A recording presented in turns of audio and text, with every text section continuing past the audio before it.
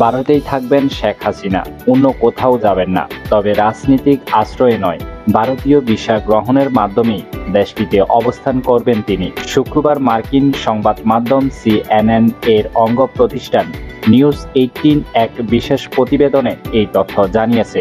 ভারত সরকারের উচ্চ পর্যায়ের এক সূত্রের বরাত দিয়ে প্রতিবেদনে বলা হয়েছে, বাংলাদেশের সাবেক প্রধানমন্ত্রী শেখ হাসিনা ভারতে দীর্ঘ সময়ের জন্য অবস্থান করতে যাচ্ছেন। এর আগে জানানো হয়েছিল যে শেখ হাসিনা যুক্তরাষ্ট্র রাজনৈতিক আশ্রয় পাওয়ার চেষ্টা করেছেন।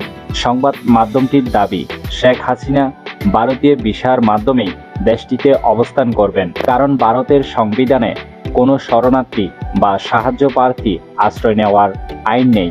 নিউজ 18 ওই প্রতিবেদনে বলা হয়েছে, শেখ হাসিনা যুক্তরাজ্য যে রাজনৈতিক আশ্রয় পাওয়ার চেষ্টা চালিয়েছিলেন সেটি আপাতত বাতিল করা হয়েছে, কারণ যুক্তরাজ্য এই ব্যাপারে কোনো ইতিবাচক সাড়া দেয়নি। এছাড়া যুক্তরাষ্ট্র তার ভিসা বাতিল করেছে।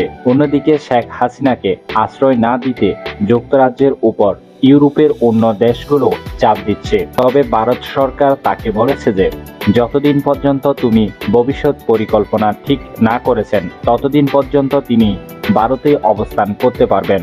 শেখ হাসিনা গত সোমবার বাংলাদেশে ছাত্র জনতার গণ অভ্যুত্থানের মুখে তড়িঘড়ি করে পদত্যাগ করে ভারতে পালিয়ে যান।